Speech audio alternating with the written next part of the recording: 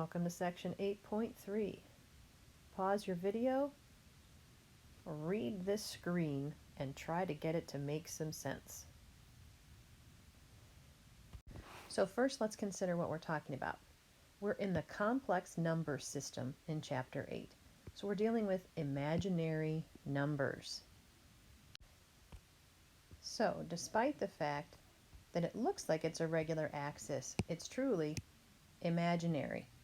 And so everything we're doing is going to have to change to incorporate this imaginary number. So what used to be the coordinate over A up B is now going to be considered A plus B times the imaginary. To give you just a little bit of theory before we get to our formula, I want to remind you that if this is theta, the cosine would be A over the hypotenuse, which is R.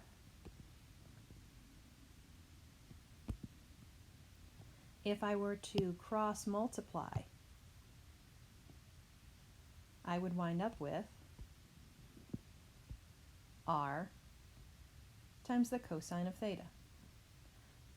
Hopefully you can see what's coming next, the sine. So if I'm dealing with the sine of theta, I'd be dealing with B, the opposite, over R, the hypotenuse. And again, if I cross multiply, I'll have B is actually this R times the sine of theta. Now let's put it together with how things need to look in this imaginary plane. A, we just substitute R cosine theta, so there it is. B, we just decided is the same thing as R times sine of theta, so there it is. And there's the I that needs to be part of this new coordinate system. If I factor R from both of these components, here is my new formula. Take a moment and write that down. So if I'm working in this imaginary plane and I'm asked to change something to trigonometric notation, pulling together what we already have learned about our triangles and their ratios, I would know that I would have 1, 1, and Pythagorean theorem would give me radical 2 for the hypotenuse. So if I say that A is 1 and B is 1, then my new trigonometric notation would take the R is going to be the hypotenuse, radical 2, times the cosine of 45, plus I times the sine of 45.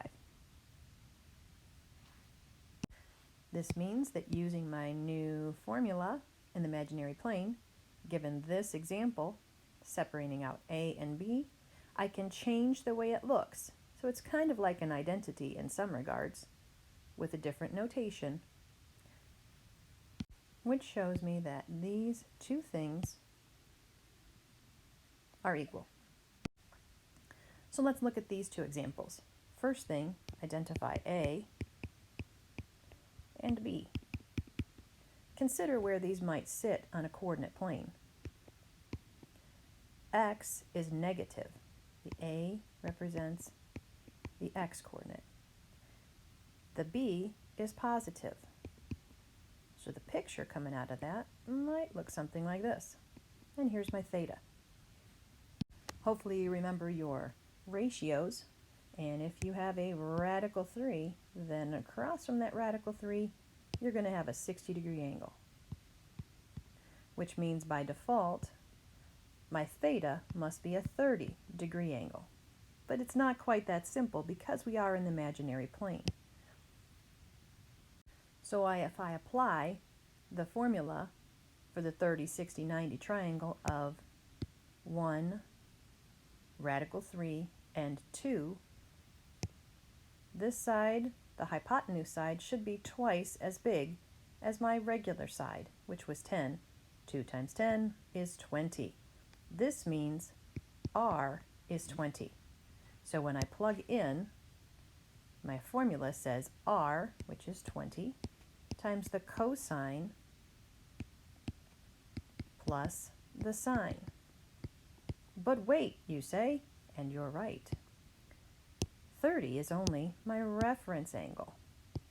What's my actual angle? If 30 is the reference, then the rest of this must be 150. So I would have 20 times the cosine of 150 plus I sine of 150. That's in degrees, changing into the imaginary plane. So what if we're just given a 4? The 4 does not have an I, which means A is 4. How many I's do I have? Well, 0 of them. So B is 0. Where does this sit in the coordinate plane? Over 4, up none. So what is R? Well, actually, R is 4. So when we plug in, we're going to get 4 times the cosine of our angle. Our angle here is 0, plus I sine of 0, transferring us back into the imaginary plane. Another example. Given our formula, let's try -5 plus 5i. First, identify A and B. Draw it. A is negative, B is positive. Drop down your altitude to form your reference angle. What type of triangle would make this happen? To get a 1 and a 1 ratio, it would have to be isosceles, making my reference angles 45 degrees. But since we are in quadrant 2, my full angle here would be 135 degrees.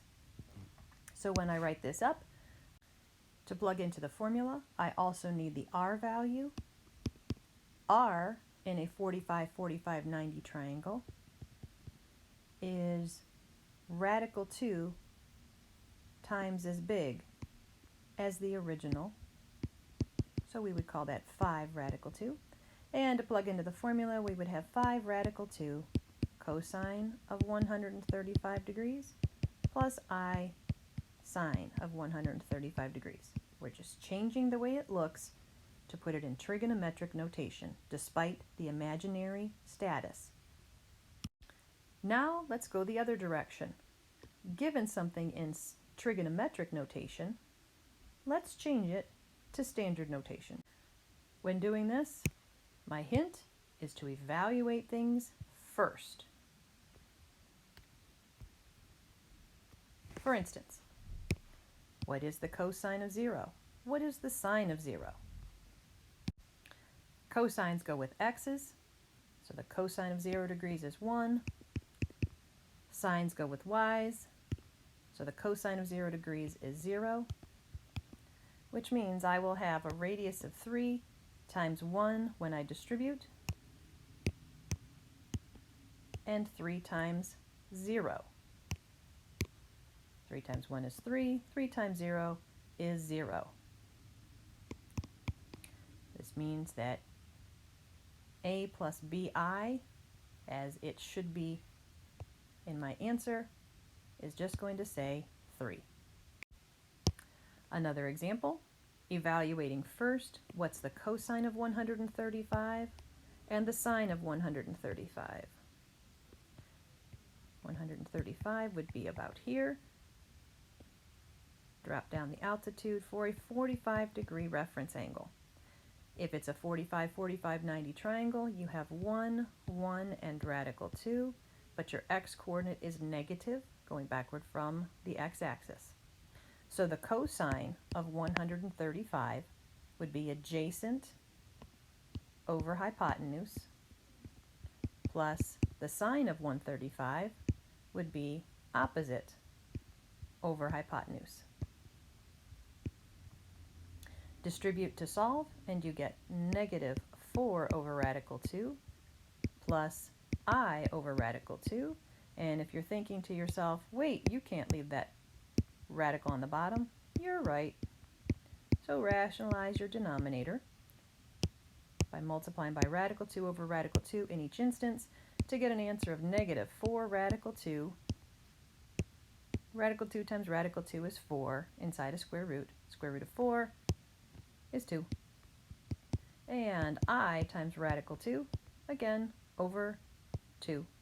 And one last thing we can do, in the first term, we can reduce for a final answer of negative 2 radical 2 plus 2I radical 2.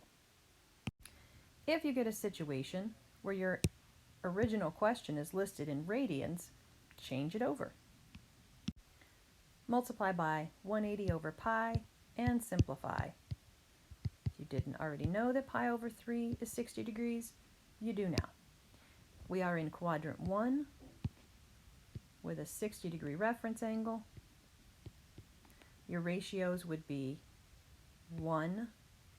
Radical 3 is always across from our 60-degree angle. To help us evaluate that the cosine would be 1 and a hypotenuse of 2. This helps us evaluate the cosine of that 60-degree angle. Here's our angle. Adjacent over hypotenuse would give us 1/2. And the sine of the same angle would be radical 3 over 2.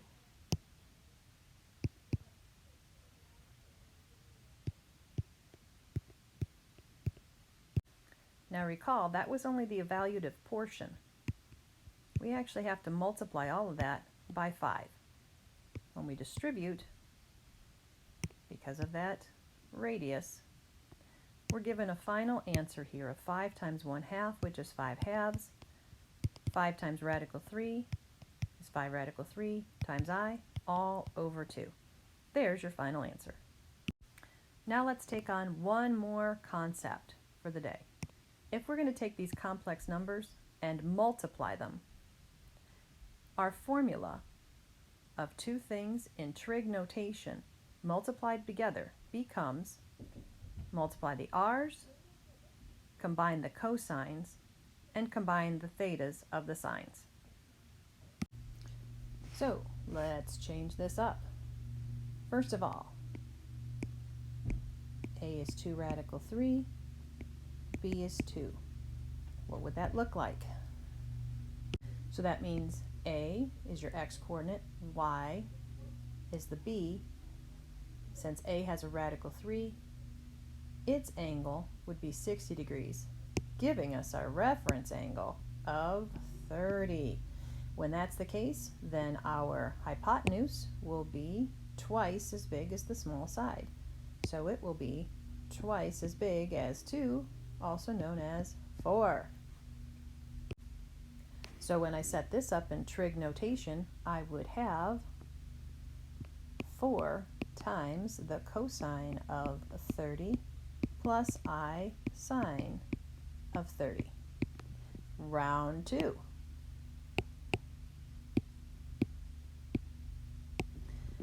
I. That says that A is nothing. There's no A coordinate because B is what is associated with the I piece.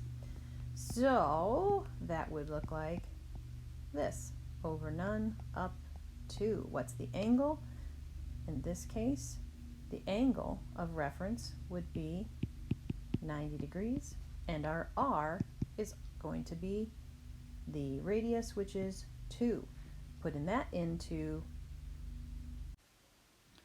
R is 2 cosine of 90 plus I sine of 90. So that way we can put it into our multiplication formula, which is going to say 4 times 2 cosine theta 1 is 30, theta 2 is 90, and then I sine of the same sum for a final answer of 4 times 2, which is 8, times the cosine of 120 plus I sine of 120.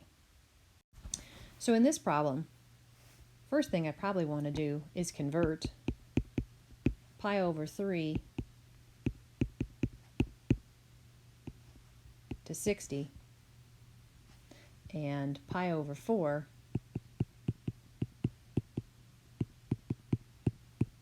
to 45, showing me I now have 5 times the cosine of 60 plus I sine of 60 times 2 cosine of 45 plus I sine of 45. And using my formula, I would have 5 times 2 cosine of, when you are multiplying, we're going to add the thetas.